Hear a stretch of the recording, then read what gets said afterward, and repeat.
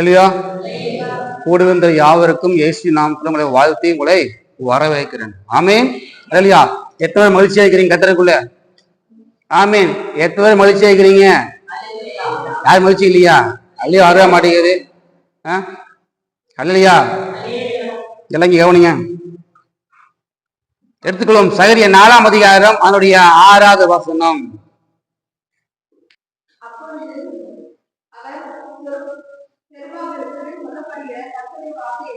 கர்த்தருடைய வார்த்தை என்னவென்றால், பலத்தினாலும் அல்ல, பரக்கத்தினாலும் அல்ல, உங்களுடைய ஆவினாலே ஆகும். போதும். இது என்ன வார்த்தைங்க? கர்த்தர் நம்ம கொடுத்த சபையினுடைய வாக்கு தத்துவம். ஆமென். அல்லையா? எல்லாரும் சேர்ந்து சொல்லலாமா? பலத்தினாலும் அல்ல, பரக்கத்தினாலும் அல்ல, என்னுடைய ஆவினாலே ஆகும். ஆமீன். அவரோட நாட்கள்ல இதை கொஞ்சம் இன்ட்ரெஸ்ட் மாதிரி பார்த்தோம். இப்போ இது முழுமையாக பார்க்க போறோம். ஆமீன். அல்லேலூயா. ஒரு மனுஷன் தன்னுடைய பலத்தினாலும் தன்னுடைய பராக்கிரமத்தினாலும் செய்கிற காரியத்தை அது பின்னாடி இது நடக்க போகிறது. ஆமீன். இது என்னுடைய பலன் என்னுடைய என்று போன பார்த்தோம். இப்போ ஒரு மனுஷன் தன்னோட சுய பலத்தினால தன்னோட பராக்கிரமத்தினால ஒரு காரியத்தை செய்யும் போது அந்த காரியம் பின்வளைவுகள் எப்படியாக இருக்கும் என்று இங்கு ஆவியானவர் தாமே உங்களோட பேச போகிறார். ஆமென். ஹல்லேலூயா. எடுத்துக்கொள்வோம் நியாயாதிபதிகள் 16ஆம் அதிகாரம் அதனுடைய 7வது வசனம். நியாயாதிபதிகள் 16ஆம் அதிகாரம் அதனுடைய 7வது வசனம்.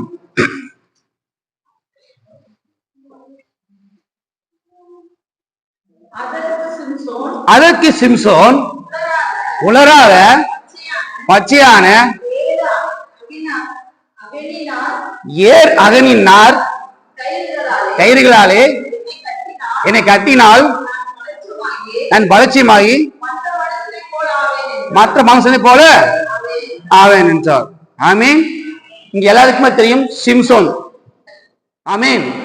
சிம்சோன் எல்லாத்துக்குமே தெரியும். இந்த சிம்சோனோட பலன் எதுல இருக்குது என்று பெலிஸ்தர் ரொம்ப அவளோட எதிர்பார்க்கிறாங்க. அவனோட பலன் எதுல இருக்குது என்று பார்க்கிறார்கள். ஆமீன். அல்லேலூயா. ஒவ்வொரு பெலிஸ்தர் ஒவ்வொருவரும் 100 வெள்ளிக்காசு 1000 வெள்ளிக்காசு கொடுக்குறாங்க. சிம்சோன் பலன் எதில் இருக்குது என்று அவனை கண்டுபிடிச்சு என்னிடத்துல சொல்லு. ஆமீன். அப்படி அவள் கேட்கும் போது அவன் சொல்றான், ஒரு என்னது உலராத ஒரு பச்சையான ஏர் அகனி நார்ல என்னை கட்டிங்கன்னா என்னோட பலம் எல்லாம் போயிடும். அப்ப என்ன பண்ணல என்னைய சிறுமைப்படுத்த விடலாம் என்று அவன் சொல்கிறான். ஆமீன். அல்லேலூயா. தொடர்ந்து வாசிங்க. 8 தொடர்ந்து வாசிங்க. அப்பொழுது பெலிஸ்தரின் அதிபதிகள் உலரான பச்சையான 7 அகனி நார்களை கயிறுகளை அவனுக்கு கொண்டு வந்தார்கள். அவைகளால் கட்டினால் பதவி இருக்கிறவர்கள் அவைகளை காத்திருக்கும் போது அவள் சிம்சோனே பெலிஸ்தரின் மேல் வந்துவிட்டார் என்றார். அப்பொழுது சணநூலானது நெருப்பட்டவுடனே விற்று போவது போல அந்த கயிறுகளை அறுத்து போட்டான். அவன் பலம் என்னால் உண்டாக்குது என்று அறியப்படவில்லை. பாருங்க, போதும், அறியப்படவில்லை. அவன் என்ன சொன்னான்? ஒவ்வொரு பச்சையான கைத்தனை கட்டிங்கன்னா என்னோட பலம் எல்லாம் போயிரும் அப்படின்னு. இதை நம்பி பெலிஸ்தர்ட்ட போய் அவன் சொல்றான். யார் சொல்றா? தெரியாது சொல்றா. அவனும் கைத்து கொண்டு வந்து கட்டியாச்சு. பதவி இருந்த பெலிஸ்தர்கள் இதோ பெலிஸ்தி வந்தான் சிம்சோனே அப்படின்னு சொன்ன உடனே அவன் அப்படி எந்திரிக்கிறான். கயிறு அப்படி இத்து போன மாதிரி எல்லாம் என்னாச்சு, கட்டாயி கீழே விழுகுது. அப்ப பெலிஸ்தர் சொல்றாங்க, இவனோட பலன் இதுக்குன்னு தெரிய முடியலையே அப்படின்னு சொல்றான். இது முதலாவது சொன்னதான கட்டிப்பட்டதான அந்த கயிறு. அல்லேலூயா. ஆமீன். தொடர்ந்து வாசிங்க. 10 வாசிங்க தொடர்ந்து. அப்போ தெரியலால் சிம்சோனை பார்த்து, இதோ என்னை பரியாசம் பண்ணி எனக்கு பொய் சொன்னாய், இப்போதோ சரி முறை எனக்கு போய் சொல்லிட்டேன், பரியாசம் பண்ணிட்டேன், இப்ப எனக்கு சொல்லு, எதனால உன்னை கட்ட முடியும், படிங்க. என்று சொல்ல வேண்டும் என்றார். அதற்கு அவன், இதுவரைக்கும் ஒரு வேலைக்கும் மனதா இருக்கிற புதுக்கன இறையை கட்டினால் நான் பலட்சமாகி மற்ற மனுஷன் போய் ஆவேன் என்றான். பாருங்க, இதுவரைக்கும் யூஸ் பண்ணாத, அதாவது எதுவுமே யூஸ் பண்ணாத கட்ட ஒரு புது கயிறு, ஒரு புது கயிறு அதை கட்டிங்கன்னா எனக்கு பலம் எல்லாம் போயிடும், அப்ப எனக்கு பிடிச்சிக்கலாம் அப்படின்னு 2வது முறையும் அவன் சொல்றான்.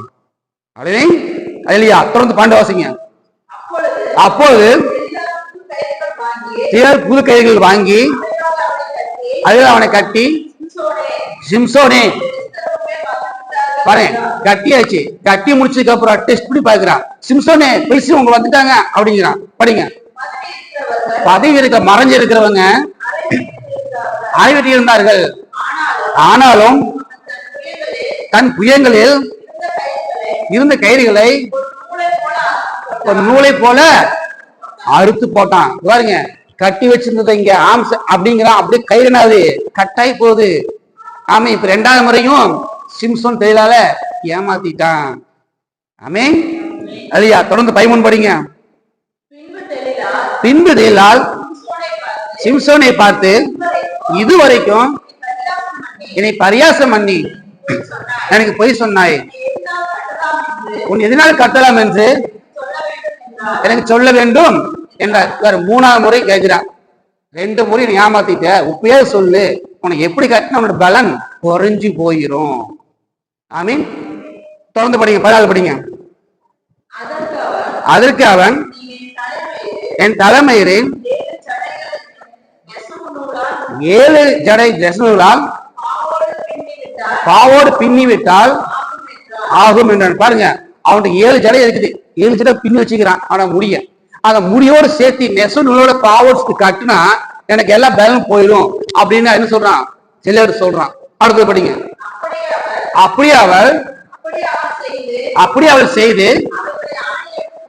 பாருங்க, அந்த ஜடையை அப்படியே ஆணி அடிச்சு மாட்டிட்டா பாவோட சேர்த்து. அடுத்தது, சிம்சோனே பெலிஸ்தேர் மேல் வந்து விட்டார்கள். இப்போதும் சொல்றான், ஆணி அடிச்சதுக்கு அப்புறம் சிம்சோனே பெலிஸ்தேர் மேல் வந்து விட்டார்கள். இது 3வது முறையும் சொல்றான். தொடர்ந்து படிங்க. பாருங்க, ஆணி அடிச்சா என்ன பண்ணிட்டான், தூங்கிட்டான். படிங்க. அவன் நித்திரை விட்டு எழும்பி நெசு ஆணியை நூல் பாவையும் நூல் பிடிஞ்சு கொண்டு போனான். சிம்சோனே பெருசு வந்து சொன்ன உடனே அப்படியே சேர்த்து நூலை சேர்த்து அப்படியே என்ன தூக்கிட்டு போயிட்டான், தூக்கிட்டு போயிட்டான். ஆமீன். அல்லேலூயா. 3 முறை அவன் என்ன பண்ணா தெரியல, ஏமாத்திட்டான், உன்னோட பலன் எதிர்த்து சொல்ல ஏமாத்திட்டான். ஆமீன். அல்லேலூயா. 16 வருஷம் படிங்க. இப்படி அவனை தினம் தினம் வாக்கள் நெருக்கி அடுக்கி கொண்டிருந்தால் சாகத்தக்கதாய் ஆத்ம விசனப்பட்டு தன் இறுதியத்தை எல்லாம் அவளை வெளிப்படுத்தி, பாருங்க, ஒரு சவரம் கத்தினால என் தலைமுறை படவில்லை, நான் என் தாயின் தப்பத்தை பிறந்தது முதல் தேவனுக்கென்று நசரையானவன் என் தலை சிரிக்கப்படவிட்டால், பாருங்க, என்னுடைய முடி சிறைக்கப்பட்டவிட்டால் என்னோட பலன் என்னை விட்டு போயிரும் அப்படின்னு சொல்றான். டெய்லி டெய்லி டெய்லி அவன் மூஞ்சியை பார்த்து அழுது ஒப்பாரி வச்சு நீ ஏமாத்திட்டா ஏமாத்தி சொல்லி என்ன பண்ணா ஆத்மா விசனப்பட்டு கொண்டிருக்கனால இப்ப என்ன பண்ண கடைசி நாட்கள்ல இறுதிக்கு எல்லாம் ஊத்தினோம்னா ஊற்றிட்டான். இது வரைக்கும் யாருக்குமே சொல்ல, உப்போட பலன் உனக்கு சொல்றேன், ஒரு சவரன் கத்தி என் சிரசில் தலைமையில பட்டால் என்னோட பலன் போயிரும் அப்படின்னு சொல்றான். ஆமீன். 19 பசங்களே, 19. அவள் அவனை தன் மடியில் நித்திரை செய்ய பண்ணி ஒருவனை அழைத்து அவன் தலைமுறையில் 7 ஜடைகளை சிறைப்பித்து அவனை சிறுமைப்படுத்தி அதை சிறுமைப்படுத்த தொடங்கினாள். பாருங்க, சிறுமைப்படுத்த தொடங்க உடனே அவனோட பலன் அவனை விட்டு நீங்கி போயிருச்சு. எது பலன் இருந்தானோ அந்த பலன் அவனை விட்டு நீங்கி போயிருச்சு. 3-4 முறை அவனை கேட்டு சொல்ல முடியாத ஒரு காரியத்தை அவன் சொன்னதுனால எல்லாம் என்ன ஆச்சு, போயிருச்சு. ஒரு தலைமயிர் முடியுது சிறைக்கிற வரைக்கும் என்ன பண்றது, அவன் தூங்கிட்டு இருந்தான். அவன் தூங்கிட்டு இருந்தான். நம்ம என்ன பண்றோம், நம்மகிட்ட இருந்து பலன் போகவே கம்மி பண்றோம், தூங்கிட்டு தான் இருக்கிறோம். நமக்கு எது பலன் நமக்கு தெரியுதில்ல. ஜெபங்கிற பலன் நமக்கு இருக்குது, நம்ம என்ன பண்றோம் தெரியுதில்ல. தூங்கிட்டு இருக்கிறோம், ஜபிக்காம துதிக்காம தூங்கிட்டு இருக்கிறோம், வேவசிக்காம தூங்கிட்டு இருக்கிறோம். ஆனா அதுதான் பலன் இருக்குது. ஆமென், அதுதான் பலன் இருக்கு. அல்லேலூயா. நியாயாதிபதிகள் 16ஆம் அதிகாரம் அதனுடைய 20ஆவது வசனம் இறுதி படிங்க பொறுமையா. அப்போது அவர் சிம்சோனே பெலிஸ்தரின் மேல் வந்து அப்ப பாருங்க 3-4 முறை என்ன பண்ணா, நான் தான் பலசாலி, என்னை விட்டு எதுவும் கிடையாது என்ன பண்ணா, கைத்தாத்துக்கிட்டு பிச்சுக்கிட்டு முடிச்சுட்டு வந்தான். இப்ப என்ன பண்ணா அதே மாதிரி கட்டியத்துல முடிச்ச உடனே இப்ப பாருங்க படிங்க, அவன் நித்திரை விட்டு விழித்து கர்த்தர் தன்னை விட்டு விலகினதை அறியாமல் எப்போதும் போல உதவி போட்டு வெளியே போவே. பாருங்க என்ன சொல்றாரு, நான் போவேன் எப்பவும் போல எனக்கு என்ன இருக்குது, பலன் இருக்குது, பராக்கிரம் இருக்குது, நான் வெளியே போவேன் என்றான். நான் போவேன், என்னை ஒண்ணும் பண்ண முடியாது. 7 அடை நாள் கட்டினாங்க, என்னாச்சு, ஒண்ணும் பண்ண முடியல. என்ன பண்ண, வெளியே வந்தேன்ல. ஒரு புது கயிறு கட்டினாங்க, என்ன பண்ண, அறுத்து போட்டல. இப்ப என்ன பண்ணுவேன், நான் போவேன், எனக்கு பலன் இருக்குது, எனக்கு பராக்கிரம் இருக்குது, என்ன பண்ணா நான் வெளியே போவேன் என்றேன். நாமா 21 படிங்க பாருங்க, வெளியே போவேன். வெளியே போன உடனே பெலிஸ்தர் அவனை பிடித்து அவர் கண்களை பிடுங்கி அவர் காசாவுக்கு கொண்டு போய் வெங்கல விலங்குகளை போட்டு சிறைச்சாலையிலே மாவைத்து வைத்து விட்டார்கள். இல்லையா? இங்க பாருங்க, இங்க பாருங்க, ஒரு நிமிஷம் இங்க பாருங்க. நம்முடைய பலத்தினால் நம்முடைய பராக்கிரம் ஒரு காரியத்தை செய்யும் போது அந்த காரியம் தோல்வி அடைந்து விடும். ஆமீன். இங்க பாருங்க, என்ன பண்ணாங்க, ஃபர்ஸ்ட் என்ன பண்ணாங்க, சிம்சோனுக்கு கண்களை பிடுங்கிட்டாங்க. ஃபர்ஸ்ட் கண்களை தான் பிடுங்கினாங்க. ஏன் கண்களை பிடுங்காங்க, அவனுக்கு தரிசனம் போயிருச்சு. நாம நம்முடைய வாழ்க்கையை நம்முடைய பலத்தினால பராக்கிரம் செய்யும் போது நம்முடைய காரியம் தோல்வி அடைந்து விடும். அதனால நமக்கு கர்த்தர் கொடுத்த தரிசனம் நம்மளை விட்டு போயிரும். கர்த்தர் ஒவ்வொருத்துக்கும் ஒரு தரிசனம் கொடுத்திருப்பாரு, நீ இந்த கால் செய்யும், இந்த கால் சொல்லியிருப்பாரு. நம்ம அதை நோக்கி தான் போய் கொண்டிருக்கணும் தவிர நம்முடைய பலன் என்னோட பராக்கிரம் அப்படி நம்ம சொல்லி போனோம்னா அந்த தரிசனத்தை நம்ம இழந்து விடுவோம். 2வது, பலத்தினால பராக்கிரத்தை நம்ம செய்யும் போது, நம்ம ஸ்ரீபலத்தை செய்யும் போது நாமளே என்ன பண்ணுவோம், வெங்கல சிறைப்பட்டு கொள்வோம். நம்ம சிறைக்குள்ள சிக்கிடுவோம், வெளி தப்பிக்க முடியாது.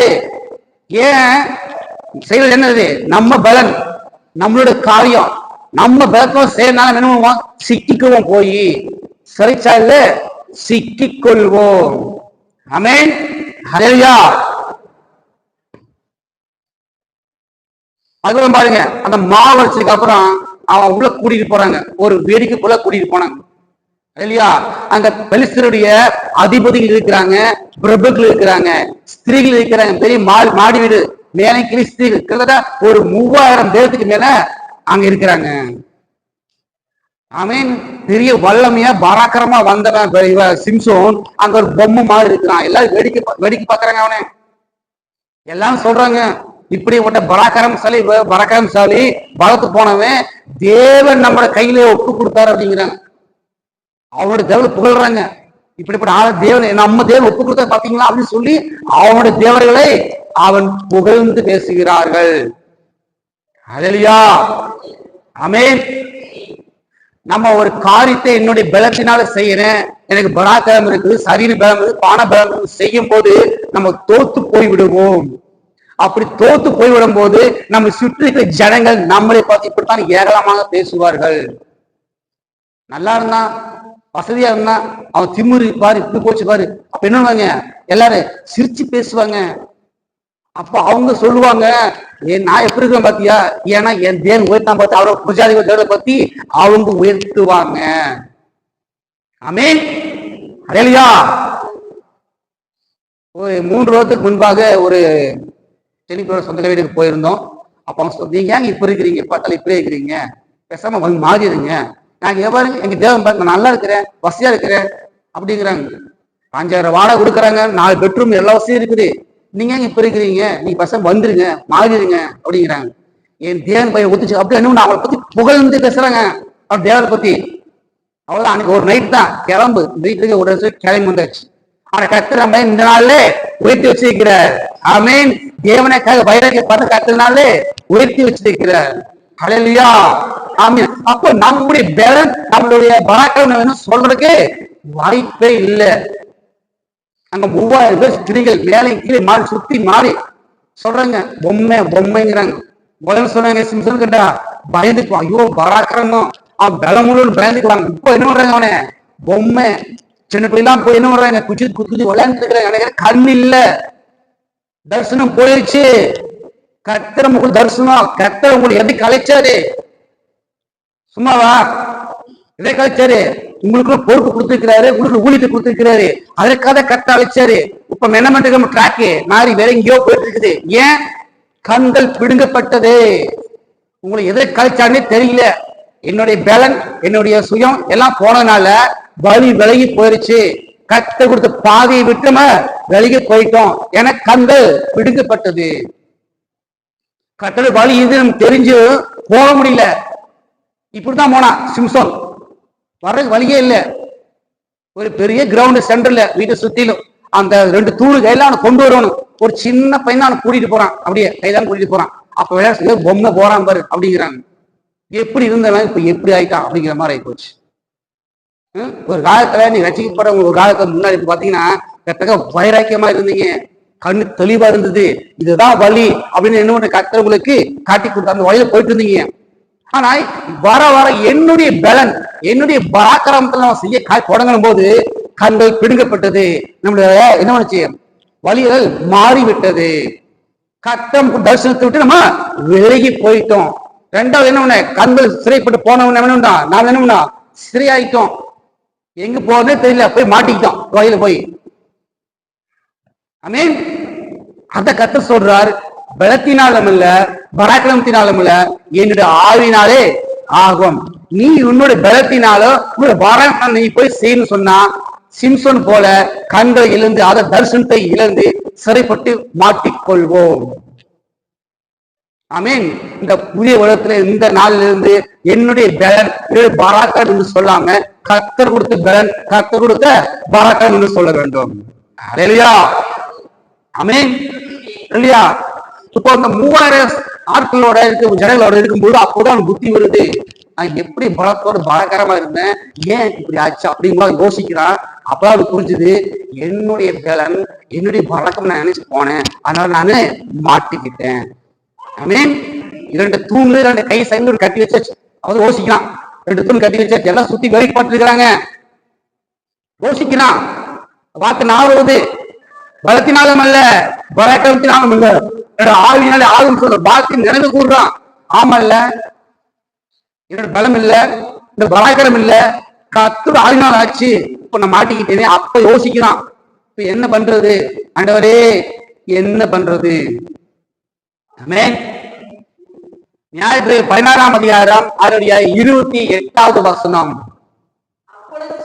அப்பொழுது சிம்சோன் கர்த்தரை நோக்கி கூப்பிட்டு, கர்த்தராகிய ஆண்டவரே, 2 கண்களுக்காக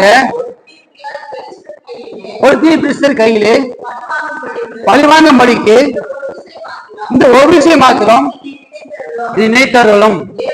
தேவனே பலப்படுத்தும் சொல்லி போதும், தேவனே பலப்படுத்தும். கர்த்தர் கேட்கிறானா, இதுவரை யாரோட பலத்தாக இருந்தான், அவனோட பலத்தாக இருந்தான். இப்ப அவனுக்கு தெரிஞ்சு போச்சு, என்னோட பலம் எல்லாம் வீணு, இப்ப மாட்டிக்கிட்டேன், இப்ப தப்பிக்க யார் வழி? கர்த்தர் தான் வழி. அவரு பலம் கொடுத்தா மட்டும்தான் தப்பிக்க முடியும். தப்பிச்சிருக்கலாம். அது என்ன பண்ணா, என் ஜீவன் இதோட போட்டுன்னு சொல்லிட்டான். அதனால அவன் ஜீவன் அதோட போச்சு. தேவனே பலப்படுத்து என்று சொன்னான். என்ன பலப்படுத்து என்று கர்த்தரை நோக்கி கூப்பிட்டான் அந்த நேரத்துல. ஆமென். ஹல்லேலூயா. 30 படிங்க பாருங்க. என் ஜீவன் பெருசோடு கூட மடிக்கவே என்று சொல்லி பலமாய் சாய்க்க அந்த வீடு பிரபுக்கள் மேலும் எல்லா ஜனங்கள் மேலும் விழுந்தது. இவ்விதமாய் அவன் உயிரோடு இருக்கையில் அவனால் கொல்லப்படுவதை பார்க்கிறோம்.